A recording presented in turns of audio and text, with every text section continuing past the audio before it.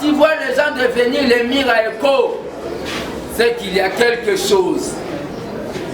C'est-à-dire, qui se sent mauvais, c'est mouche. Ibanga babwaki, na molili sorote aïe. C'est que ça yo. Bakomi kotinda, o babengi, basankara politique na bango, baya koloba, que fils Moukoko n'a pas étudié. Ceux qui français n'a évité au bango baloba, ceux qui bakenda kotanga ngona lola, toye baraté. Na évité peut-être ceux qui français et même ba soso na banzungwa ba congolais. Mais le vendredi 30 août tozana marche. Motif ya marche wana baya kokosa bino lisusu. Oh, azolinga sala boy. Non. Motif ya marche wana eza pour avertir aux soi-disant ministres. Ne touchez pas à l'argent de l'État. Oh, yaza pour abeta mabusi.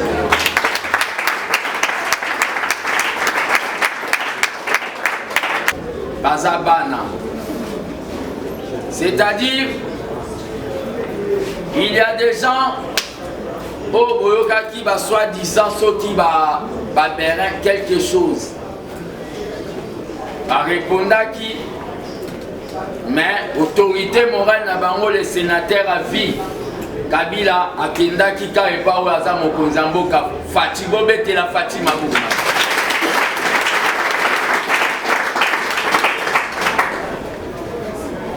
Pauvreté morale les gens beaucoup.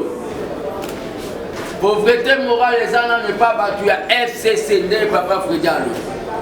Pour Bango, mentalité na Bango Zagara Yako Swambon à l'état qu'on commis sa monnaie ya poche là. Ils ont déjà pauvreté morale. Martin Luther King a loba boye, IDPS viva. Viva. Un peuple, le peuple qui garde silence dans des choses graves, c'est Kalini Mboka.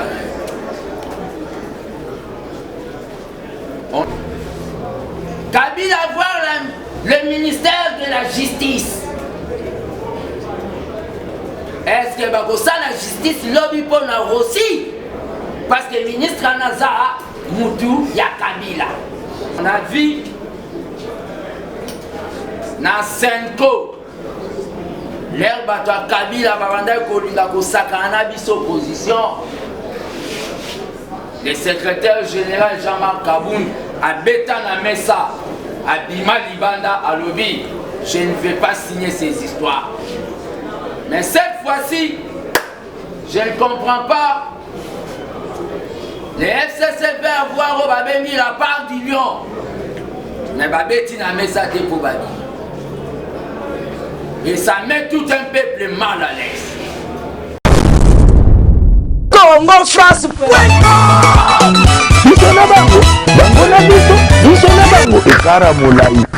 France.com site ya Tolo Masolo à danger Masolo Kitoko CongoFrance.com. Balandia Congo France, oui, madame la 4 tranche mettre sur la Italie politique Mboka Congo, les lotos zali awa na IDPS qui bassa. To koyoka mwana mboka fils Moukoko, azali coordonnateur ya armée bâtisseur ABT Tshisekediste ABT en sigle ayeko sala a organiser point de presse fait ko solana bayo ya yo baza bande ko na kata asbel na armée bâtisseur Tshisekediste ko so bango na thème ezali prise en charge, auto-prise en charge pour na makambo Italie, chômage, pauvreté na Katia Congo, avec parce que ça était moi mboka fait c'est que dialogue qui était à quoi investir na Katia moto. Yango le loto a to kota nanu to kana ma office mkoko koloba après to chuté. Merci vraiment mon patron Didi Pumba, merci Ousmane Guzel depuis France, à mon vieux Roger Louma, moi à présent fait c'est que na Katia France, un tonton pas comme les autres, David Olito, n'a pas si vous êtes merde de monter ma France, Giclo Winner, couple Kanyak à Londres, Bambote, tout quand on a la carte comme ça, tout chuté na souka. Vous souhaitez investir, vous souhaitez qu'on s'occupe de votre entreprise. BDDS, nous sommes un cabinet de conseil en gestion des affaires. Nous nous occupons de la gestion comptable, de la gestion financière, gestion des ressources humaines, de la trésorerie, mais également de tous vos investissements. Donc on s'occupe de tout. C'est-à-dire, on regarde la fiscalité, on regarde la comptabilité, on regarde la finance, on regarde la trésorerie, on fait vos démarches au niveau de la banque, on va chercher les subventions quand vous êtes une association, on gère à votre place. Appelez, prenez rendez-vous. BDDS veut apporter la sécurité aux entrepreneurs sur le sol africain, européen, avec pour souci votre enrichissement. Que avoir une entreprise, ça va bien au-delà que d'avoir une rémunération, avoir de l'entrée de l'argent et de la sortie. C'est vraiment réellement de se constituer un patrimoine, quelque chose qu'on peut transmettre, même à ses enfants.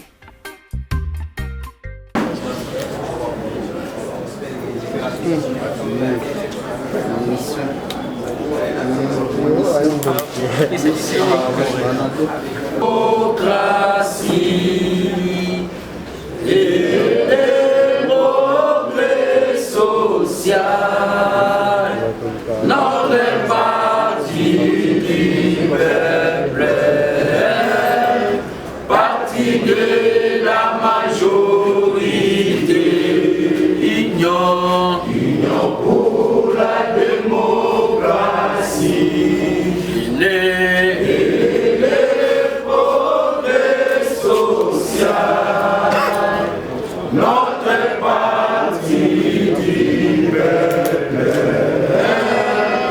parti de la majorité, il est best, il est best, il est best, vaincra des noms bons, il est best, il est best, il est best, il est best, il est best, il est best, vaincra. Debout, debout, combattant de l'IDPS, luttons pour la démocratie, la liberté, le pouvoir, qui sont l'émanation du peuple. Debout, combattants de l'IDPS, luttons pour la démocratie, la liberté, le pouvoir, qui sont l'émanation du peuple. Yemba IDPS, IDPS, IDPS,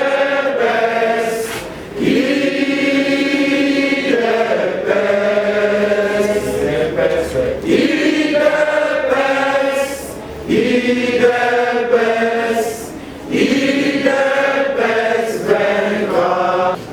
Donc au Lobela, mode d'ouverture, on peut s'amuser comme on a cordon national, il y a les bâtisseurs. Deuxième point, pour ça la présentation, il y a orateur, il y a Mokona Lelo, Moutodo Fungola, à télé la mission, il y a journal Lelo.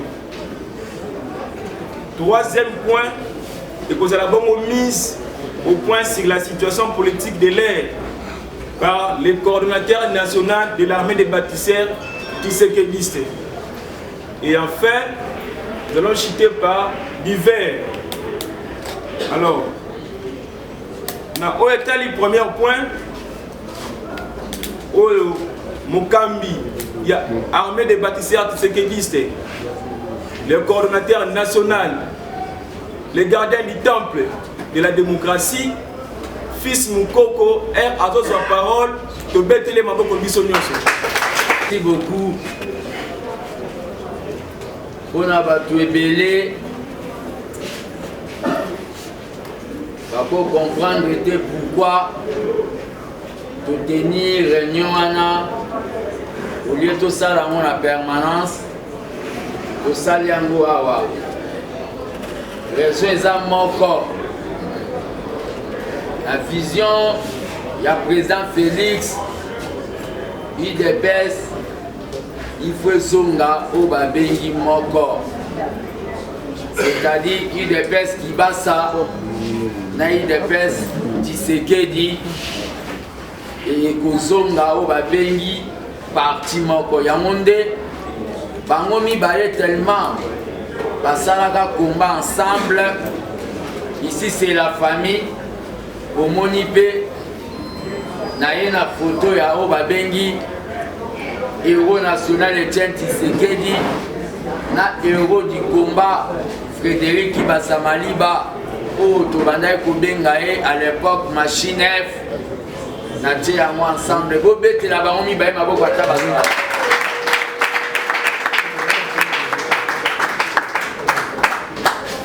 Le mot d'ouverture de notre atelier, je vais le faire en français pour la communication beaucoup plus parce que l'extérieur aussi doit comprendre que nous avons un problème ici au Congo qui est la pauvreté. UDPS viva! Messieurs, mesdames et messieurs les bâtisseurs, très chers combattants et combattantes, nous vous remercions d'avoir répondu à l'invitation de l'armée des bâtisseurs tshisekidistes en sigle qui est une ASBEL. À ce jour, le jeudi 1er août 2019, en ma qualité du coordonnateur de la structure précitée, je lance officiellement l'ouverture d'une campagne contre la pauvreté.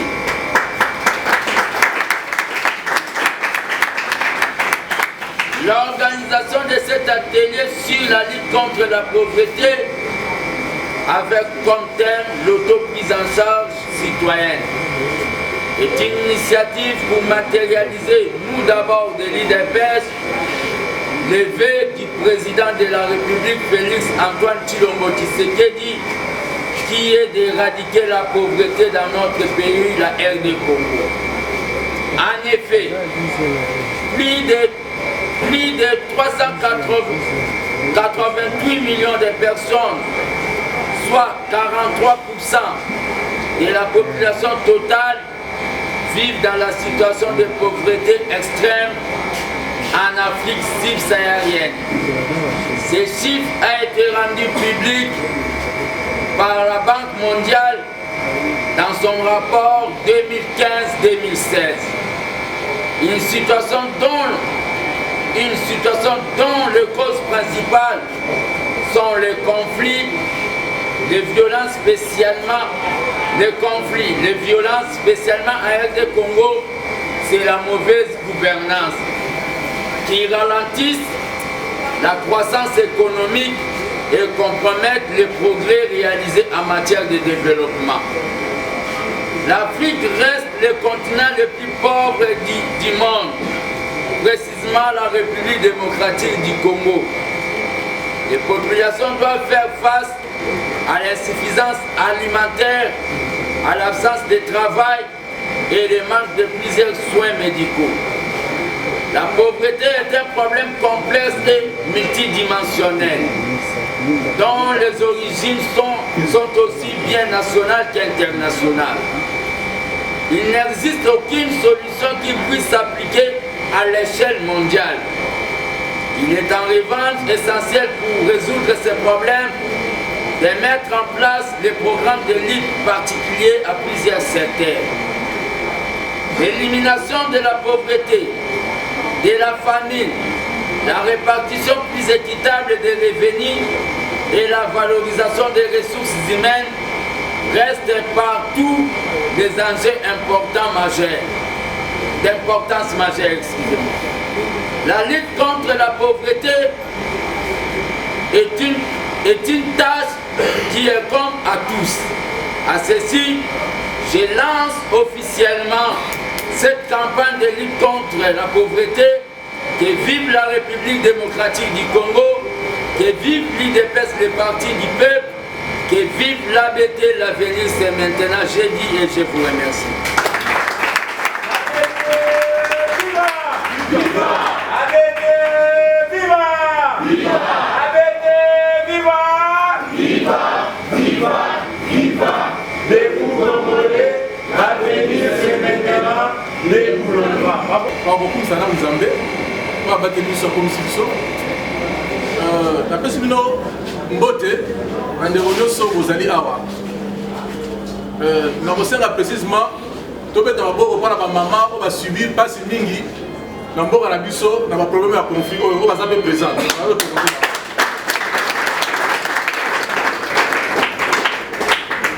tema lelo tokosolo ezali auto prise en charge citoyenne. Auto prise en charge citoyenne eza te moko makasi et puis très profond. La canisse na auto prise en charge citoyenne, nous avons un concept là, ils sont composé notamment de deux éléments. Il y a l'auto prise en charge et tout ça citoyenne. Alors, pour comprendre bien, il faut définir l'auto prise en charge et Zalini. La définition est allée belée, mais retenez plus attention à l'auto prise en charge, les alliés pour se prendre en charge soi-même. Donc il faut se prendre en charge. Les alliés qui ont dépendre des locomoko, dans Mutumoko, les alliés faut se prendre en charge. Il y a pour auto prise en charge. C'est-à-dire qu'il faut s'occuper soi-même, il faut s'occuper, il faut s'équiper. Donc c'est ça notre rôle. Pas la compréhension en jargon, il y a un langage. Il faut s'équiper yomoko. Auto prise en charge. Mikipe yomoko. Alors, tout le monde a évalué ce mot citoyenne. La citoyenne, on a plusieurs définitions de la citoyenne comme possession d'une nationalité ou soit appartenance à un pays mokoboye ou soit accomplissement de droits civiques. Effectivement, mais il faut aller plus loin. Citoyenne, les alliés, nous devons participer à la cité.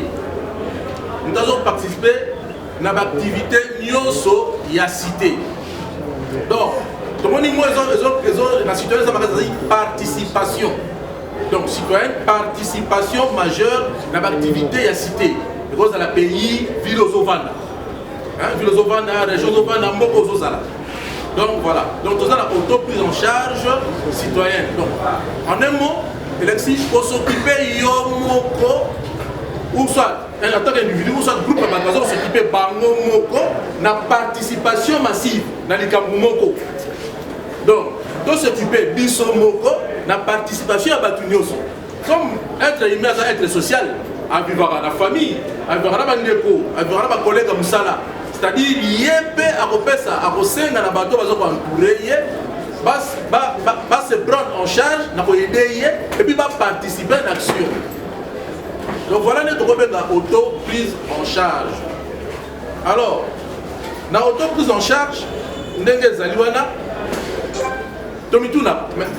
quand est-ce que tu auto prise en charge? Et comment tu auto prise en charge? Surtout, tu auto prise en charge, les leaders à Autoloba. Le problème, il y a pauvreté. Donc, nous en charge, là, on dit pauvreté. Mais pauvreté, c'est un peu de pauvreté, c'est un peu ou pour vivre dans le seuil à moins de $1. Non. Pauvreté, c'est vaste. Il y a pas la pauvreté morale. Nous sommes pauvres sur le plan moral.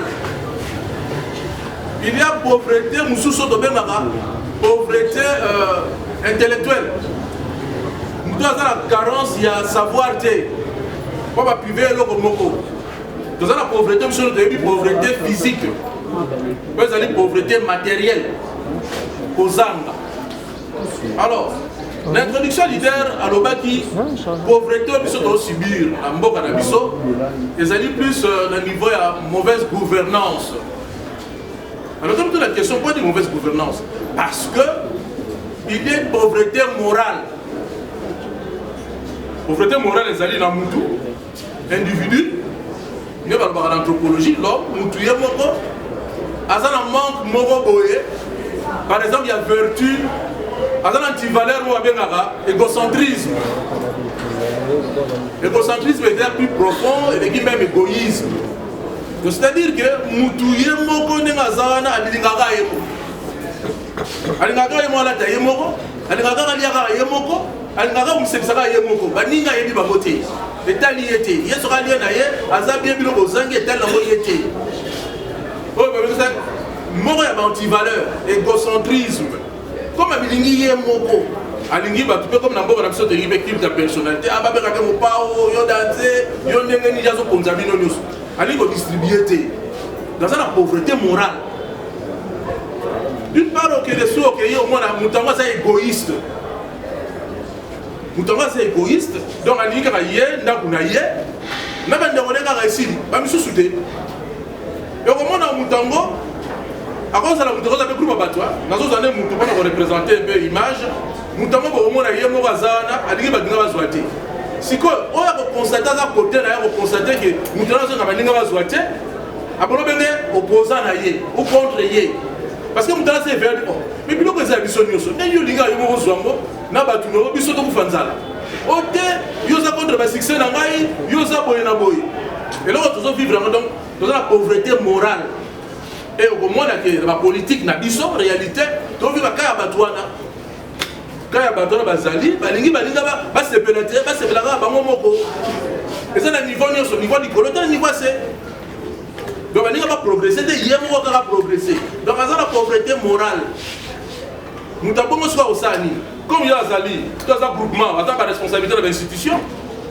Alors les institutions la vérité. Nous allons de justice, elle va vérité, elle va dire que Yozolia, Sotoliate, Yozolia, Nambo, personne qui la population, autant à l'école, autant à l'hôpital, etc. Alors les gars, on va contre Yaloba, donc on va constater fait, Aloba est à la porte. Mais pas personne qui m'a dit qu'il y a une solution. Yo dérouté na compte non déli. Autant yaza opposant à Rai. Alors il y a un mouton qui a le pouvoir à l'institution. À cause de la justice apparaît, judiciaire fait la corrompu. Donc ils ont un avantage naïf. Il y a beaucoup de problème à nos gouvernants, ces alliés. Alors, par idée telle que le leader a proposé, les gens ont sens ou les gens ont sens ou qui a clair que Makamweza et Zaboyete, il faut que dans la constitution, mais nous avons comme un valeur égoïste, alors, si vous avez le problème est face à cette pauvreté, de pauvreté morale et de crise politique, manque d'éthique, manque de déontologie et surtout manque de l'amour du prochain. Alors le problème est que faire? Comment faire? Suite à un problème, il y a un Rwanda, si j'ai la vision, auto-prise en charge citoyenne. La citoyenne, nous avons au moins la qualité, nous sommes à participation des élections. L'exercice du droit de vote. En tant que citoyen auto-prise en charge, nous sommes votants. Nous sommes souverains. Nous sommes un peuple, nous sommes chef. Nous sommes souverains. Nous sommes continués, nous sommes institutions. Nous sommes roi. Les abyssos. Les alliés. Leader, Ngaï, secrétaire, Bino, nous sommes continués. Nous sommes sali na biso. Donc nous sommes décidés de l'os Rosana, nous sommes nayo, serviteurs nayo. Azo sala bien, tu repasses une sanction. L'esprit ou la que abete viva. Abete viva. Yango l'esprit ou la que biso to sala kanango pendant qu'on redresser ma solo ezonga na ndenge ya norme. Na ndenge ya justice na légalité. Yango pour mona que nous wana to yoka biso peuple que élection, quand on a droit d'exercice à vote, élection, on va voter été. Donc on est hors d'état de nuire, on est à côté. Et ça va, l'élection pété, il y a un méthode de belé, une pétition, une marche, les alliés.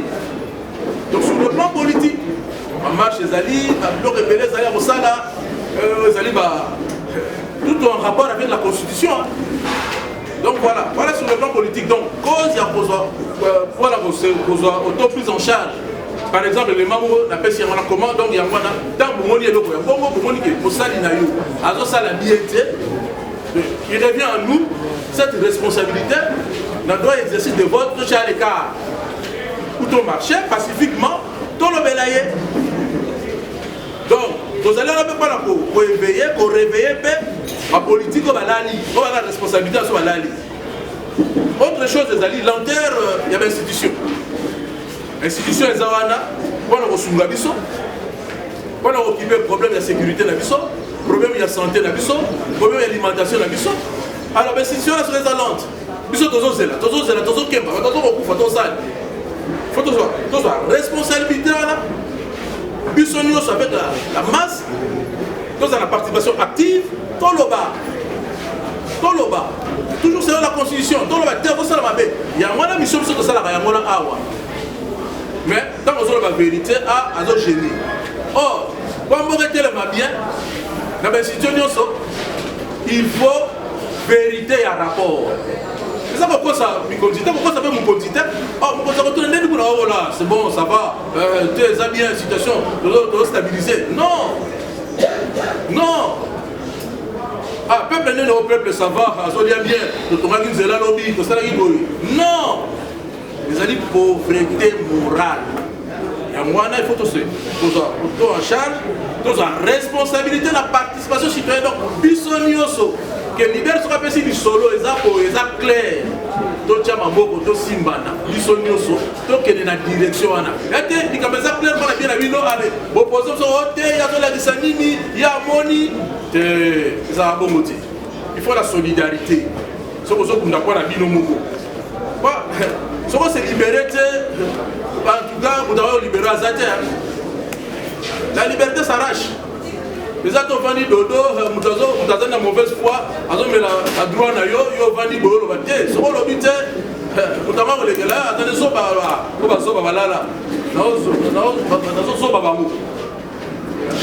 donc voilà, et donc on a bossé, on a compté sur le plan donc sur la participation citoyenne, dans le sens que nous tous avons participé dans la vie de la cité, sur le plan politique, exemple on appelle ça, sur le plan économique. Tout un cas chômage. Par revenu, ils ont assez. Moi, je suis un bon, il y a bien égalité. Oui, mais situation, ce pays n'a pas parce que pays a post-conflit. Il y a un post-conflit, il faut qu'on tombe à Bilobasika, qu'on réhabilite Bilobasika. Alors, du fait que guerre est là, qui turbulence, et celle qui est infrastructure économique et koufi. Nous allons vivre pas si en gros. Alors, la communauté internationale. Non, il faut prendre des responsabilités dans l'ISO. S'occuper soi-même. Se prendre en charge soi-même. Voilà, au lieu de l'esprit paternalisme. Ok,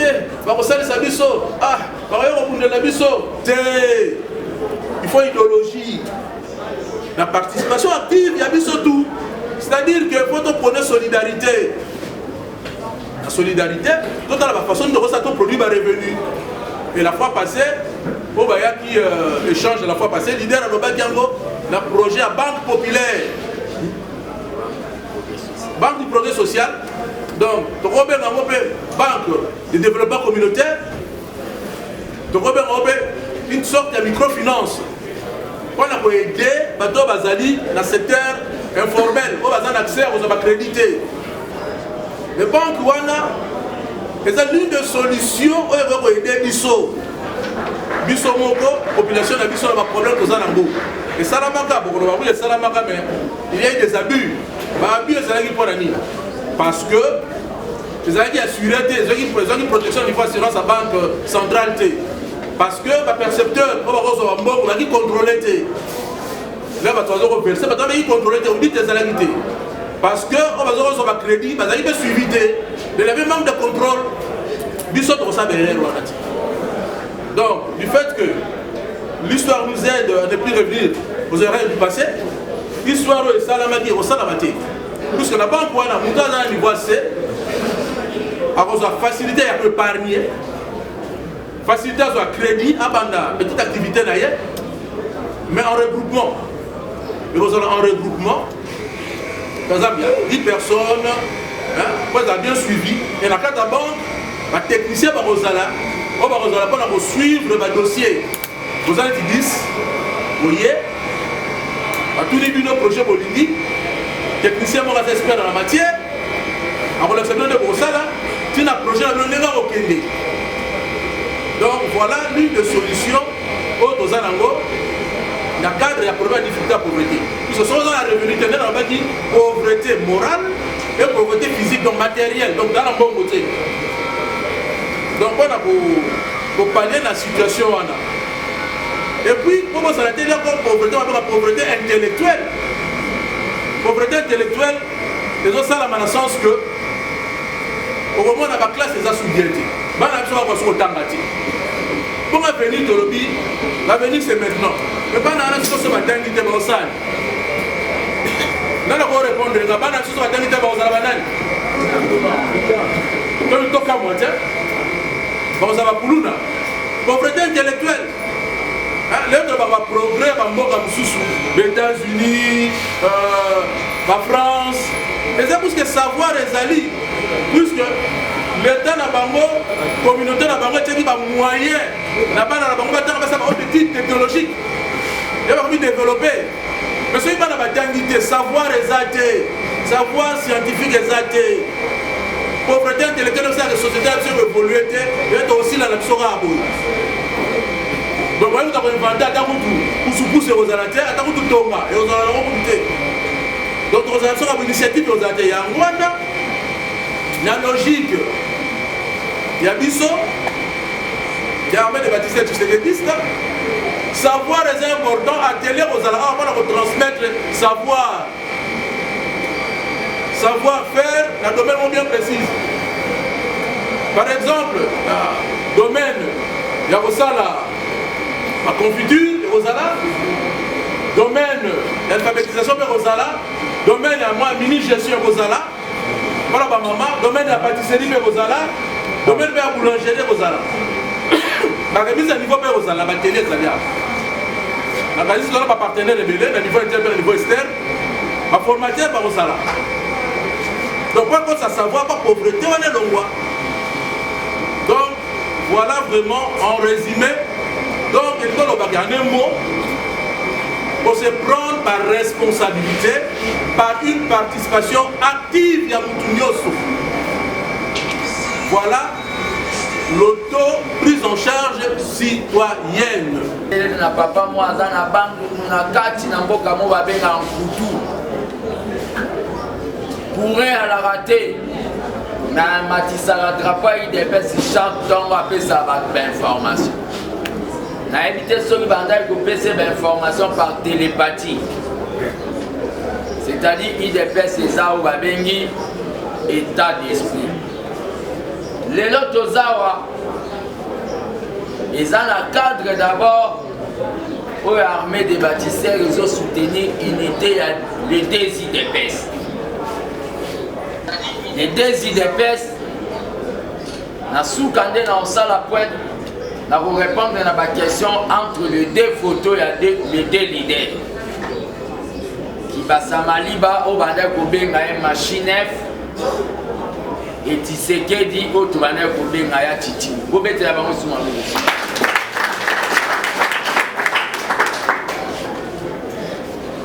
Toza lelo na honneur, mais il y a un bombier pour aller au Loba prochainement. Parce que nous sommes en train de faire un travail au Baloba pour investir dans l'homme.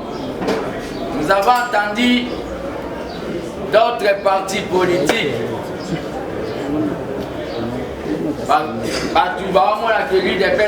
Ce n'est rien qu'un parti de masse.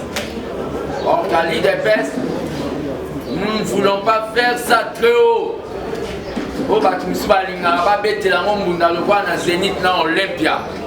Mais nous formons nos combattants dans le silence. Mon peuple meurt à cause de l'ignorance. C'est ce qu'un politicien disait, il faut investir dans l'homme. Là, je vois Zaïd Ngoma, que son âme repose en paix. Ce que nous sommes en train de faire, nous sommes en train d'investir dans l'homme. Tous autres disent ça, nous ne pas comment. Dans le moment où l'armée des bâtisseurs viva! Viva! AVD, viva! Viva! Merci. Tous honneur que qui va assister biso na moko ya bakambi ya fondation Kibasa Maliba. Mais à préparer pour ya koloba na biso prochainement pour y passer nango par rapport na makambo etali lutte contre la pauvreté. Kombo na ye Mimbu Mbeze Pichu, mais babengaki na politique Madiba. Madiba c'est-à-dire Mandela. Aza secrétaire général de la fondation Kibasa Maliba. L'air à Télémi Bobé Téléma Boukossi.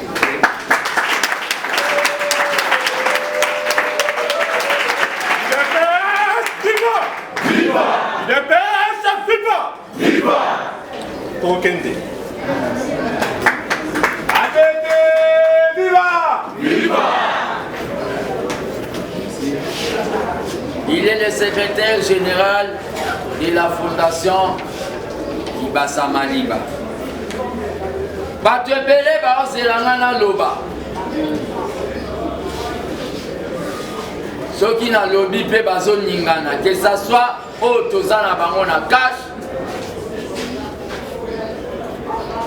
Quand ils voient les gens devenir les miracles, c'est qu'il y a quelque chose. C'est-à-dire qui se sent mauvais, se mouche. Ibanga babwaki na molili soroti aïe. C'est que zayo. Bakomi kotinda o babengi basankara politique na bango. Baya koloba. Les fils Moukoko n'a pas étudié. Ceux qui français n'a évité au bango baloba, ceux qui bakenda kotanga ngona lola, toye baraté. Na évité peut-être ceux qui français et même ba soso na banzungwa ba congolais. Mais bazabana. C'est-à-dire il y a des gens au boyoka qui va soi-disant ceux qui va bérer quelque chose. Par répondant qui, mais autorité morale na bango le sénateur à vie. Kabila akenda ki ka epa o aza mokonzi mboka Fati bobete la Fatima Bouna.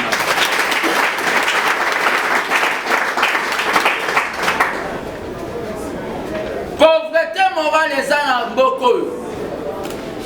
Pauvreté morale les ana ne pas battu à FCCD papa Fredialo. Pour bango mentalité na bango ezaka ya kozwa mbongo ya leta kokomisa ngo neti ya poche na bango. Eza déjà pauvreté morale. Mais lelo makambo oyo bozozela 65 ministres dans un pays en crise. Un bon citoyen doit garder silence. Je ne crois pas qu'un bon citoyen doit garder silence.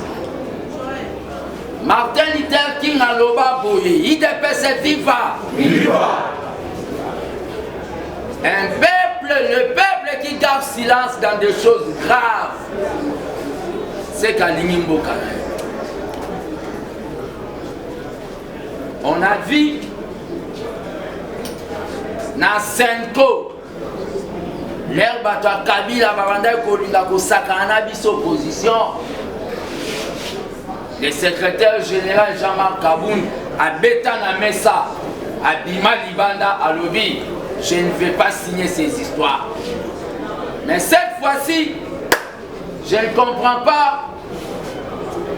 Les FCC veulent avoir mis la part du lion. Mais Babetina Messa était pour Babi. Et ça met tout un peuple mal à l'aise. Kabila voir le ministère de la justice.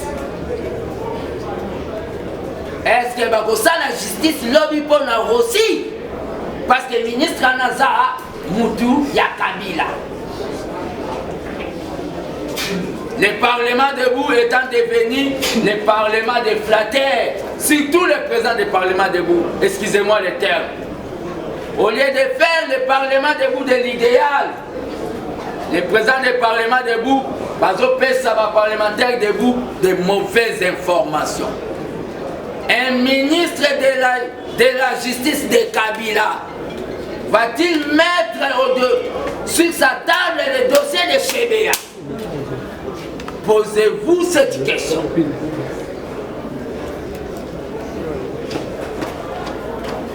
Le temps de la révolution est venu.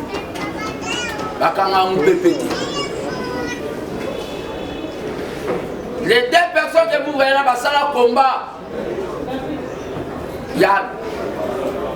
ils ont refusé d'autres occasions de pouvoir. Vous allez signer un contrat d'un gouvernement pareil, portefeuille à Kabila, mine, justice, défense, Mindouki na Kabila. Je sais que là où même Tshisekedi est là, il est en train de pleurer même s'il est mort. L'armée des bâtisseurs doit sauver l'IDPS. L'armée des bâtisseurs, viva! Viva! AVD, viva! Viva! AVD, viva! Viva! Viva! Viva! Debout Congolais, l'avenir c'est maintenant de gouvernement. Merci beaucoup pour la vie.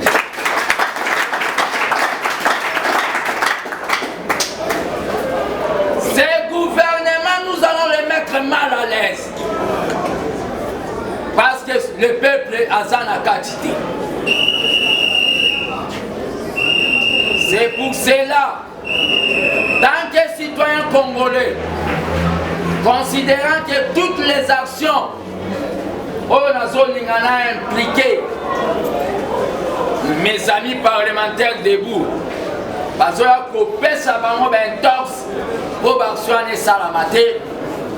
j'annonce que le vendredi 30 août, nous allons en marche.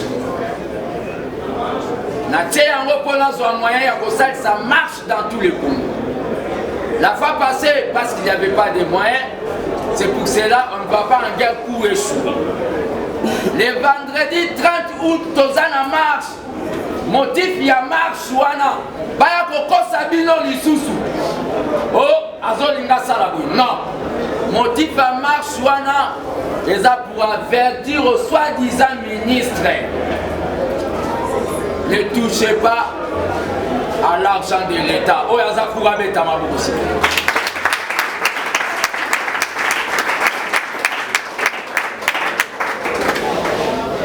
Le vendredi 30 août, c'est une marche pacifique. Je vais donner à la presse les images de mon secrétaire général. Notre 37e anniversaire, il y a eu des personnes, mon parti, oh la Lobaki qui même comme il a pouvoir de continuer dans la marche jusqu'à ce qu'un état de droit va se rétablir. Les images pour la rater, je vais vous donner cette image. Les 30, c'est une marche pour avertir Nabato Bazo que n'est pas un marabout comme un ministre. Quand vous êtes allé négocier là-bas, mais sachez très bien, le peuple va faire ce qu'on appelle une surveillance citoyenne pour Abetama. On a vu des mouvements citoyens avec 10 personnes dans la action. Mais l'armée des bâtisseurs est partout dans le Congo. On va marcher dans nombreux Tozan Anzela. Dès demain, l'être Rokota déjà pour informer les autorités. Ils vont dire, il est qui pour demander?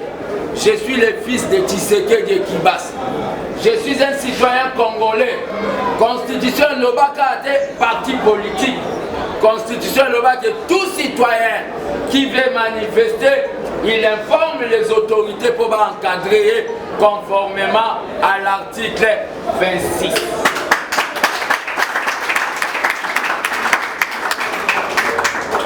L'armée des bâtisseurs a lancé atelier Oyo.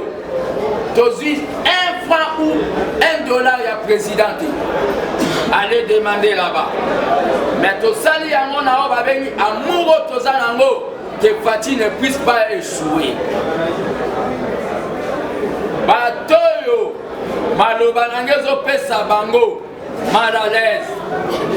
Mutaku Fata Mona. Boko Mona Rake Bako Simba Bango, Namafu mafuta ya mbongo ya peuple karaté karaté mayeninga na bapamba te. Je n'ai pas le temps de répondre à ma fanatique. Moi, je suis un acteur politique. Des fois, tu vas cancer politique na lingala net soto tangani. Na Chine basala jamais politique na la France.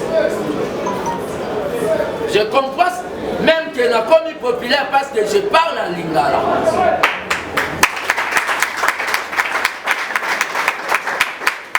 Le problème qu'il y a, c'est quoi?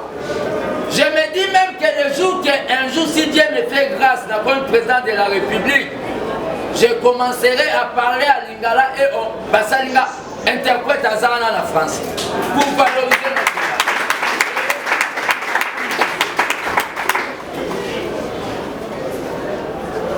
Ministère de la Défense. Kabila Zana Sénat. Kabila Azana va venir à l'Assemblée nationale. Mais Kabila Zangi peuple. Le peuple Azana hémicycle, mon place il y a que dans Koloba, c'est la rue. C'est dans la rue que le peuple s'exprime. C'est dans la rue que le peuple a l'obisa Kengo na Lingala. Et ça a été. Le vendredi 30. Nous allons faire une marche pour avertir aux fameux ministres là. Nous voulons la bonne gouvernance.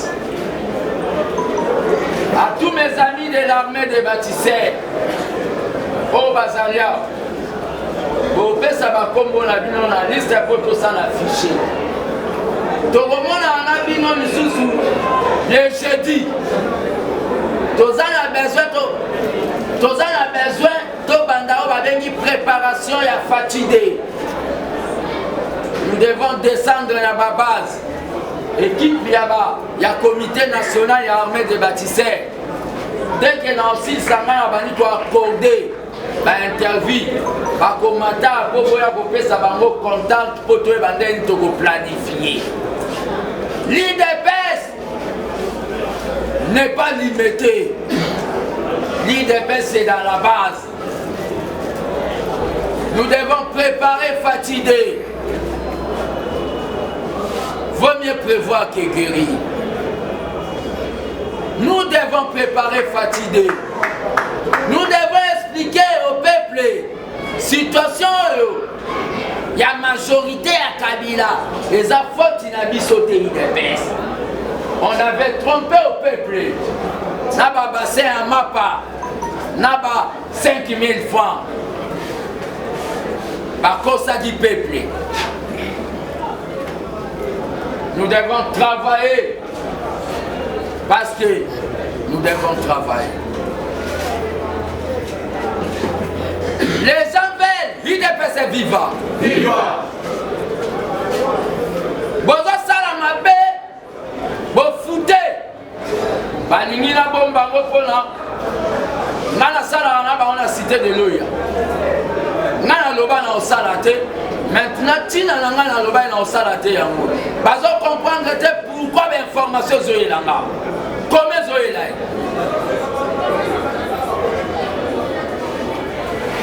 Bon à l'État. Pourquoi pour créer ma société fictive.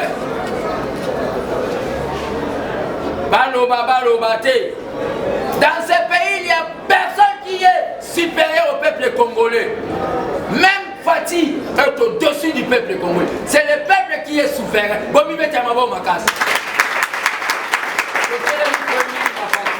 Merci.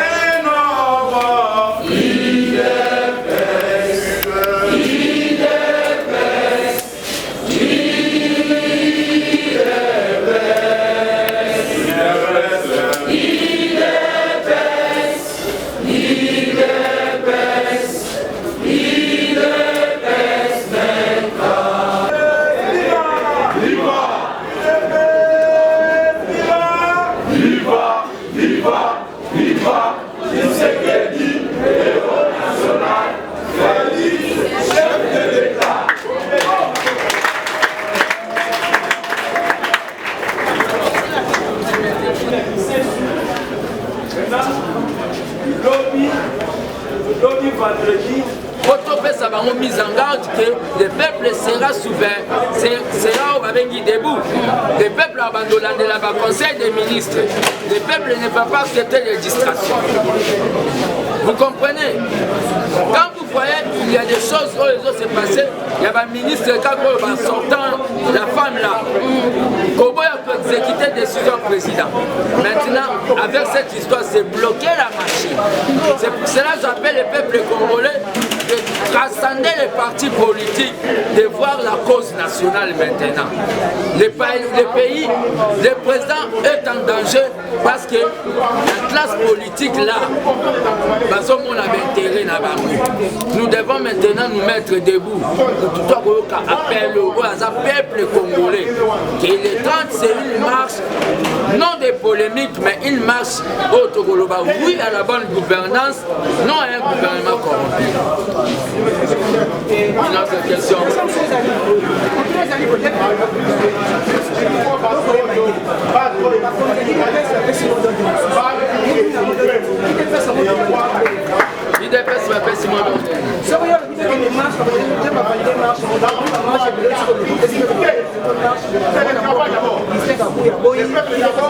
La marche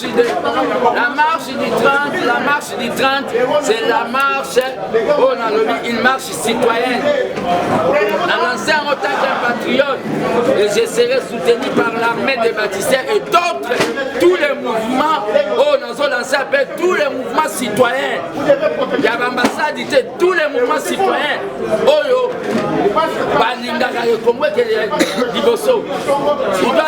Attendez-moi, j'ai dit ici, vous avez vu les drapeaux de l'UDPS ici. C'était l'armée des bâtisseurs. Ne m'amenez pas dans un terrain de polémique. Un citoyen a droit de demander, d'informer qu'il va manifester.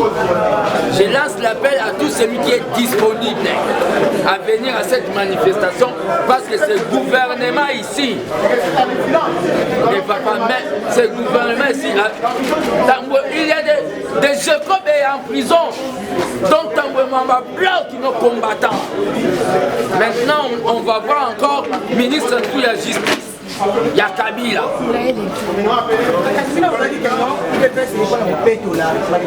Le problème qu'il a, c'est quoi? Au fait, là, c'est quoi? Nous n'avons pas dit ça. C'est un... Vous préparez question. Le premier gouvernement a fallu avec 65 ministères. Ça, si avec 65 ministères, on a réussi pour atteindre l'objectif pour respecter le projet de société avec Bidjo, nous avons déjà Yamoukié avec 65 ministres. Personnellement, si j'étais président, on doit revoir même un salaire là-bas. On a vu Clinton, dans mandat, je crois bien que les premiers mois, salaire n'a pas quitté. Le ministre a vous comprenez? C'est un gouvernement dans la situation de crise actuelle. Jamais. Moi, je m'attendais à un gouvernement de 30 ministres peut-être. Je m'attendais à ça. Personnellement, ces gens, bateau bakendai qu'on négociait wana. Quand ils ont vu ça, il fallait pas bimer la salle. Baya sa président qui laissait les secrétaires généraux passer à la faire courante jusqu'à la fin de l'année au Boma Parlement. Normalement.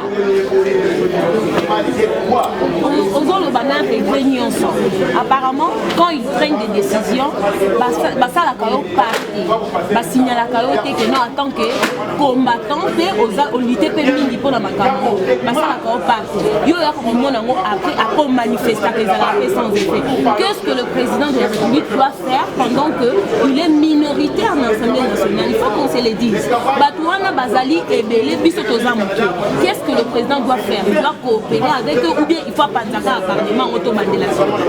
Le président, à un moment où vous savez, en politique, il y a des décisions qui s'imposent. Il y a des décisions qui s'imposent. Si le président veut changer le Congo, il n'a qu'à dissoudre ses parlements. Qui ne risque rien à rien. Je dis que je vous remercie. Merci.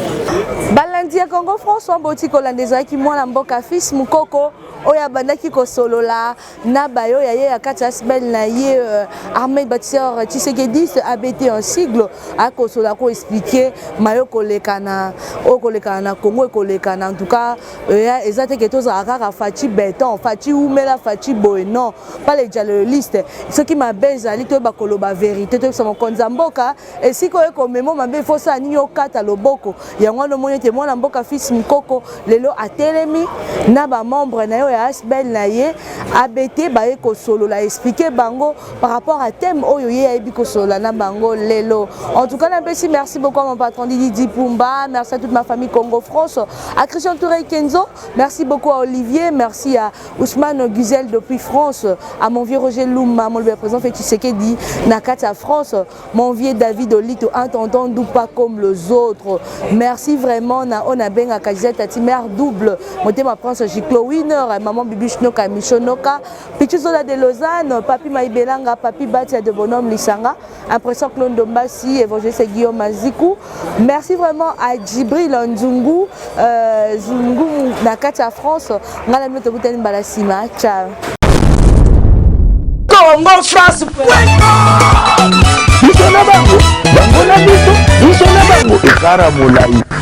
France.com site ya Tolo Masolo ya danger Masolo kitoko